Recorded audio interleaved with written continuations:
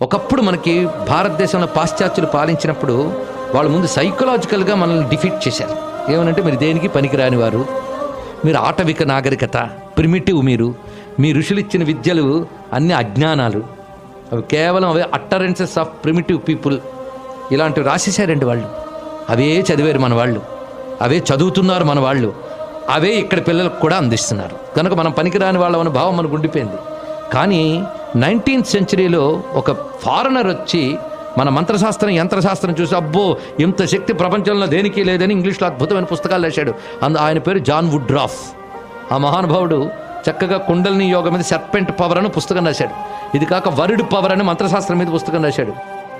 ఇవి జస్ట్ నేను సజెషన్స్ ఇస్తున్నాను, ఆసక్తి కల వాళ్ళు చదవాలి. అనేక మంది సైంటిస్టులకి ఇంకా పరిశోధన చేయడానికి కావాల్సిన సైన్స్ లలితా సహస్రనామాలు ఉందని చెప్పడానికి చెప్తున్నారు. మరి జాన్ వుడ్రాఫ్ సౌందర్య లహరిని 50 శ్లోకాలకు అద్భుతమైన ట్రాన్స్లేషన్ చేశాడండి. ఇది కూడా మీరు తెలుసుకోవాల్సినది.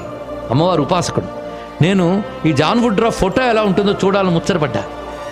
నాకు సరిగ్గా డలాస్లో ఒక ఆవిడ latest edition of John Woodroffe ఇచ్చారు ఒక పుస్తకం. తీస్తే అందులో వుడ్రాఫ్ ఫోటో ఉంది. ఎలా ఉన్నాడంటే భారతదేశంలో ఒక ఆలయం దగ్గర పంచె కట్టుకుని పైన ఉత్తరీయం వేసుకుని ధ్యానంలో ఉన్నాడు మహానుభావుడు. అది మీ పిల్లలకు చూపించండి. దేశానికి దండం పెట్టడం అప్పుడైనా నేర్చుకుంటారు వాళ్ళు. తెలుసుకోండి, ఇంత అద్భుతమైనటువంటి విజ్ఞానం, కుండలిని విజ్ఞానం.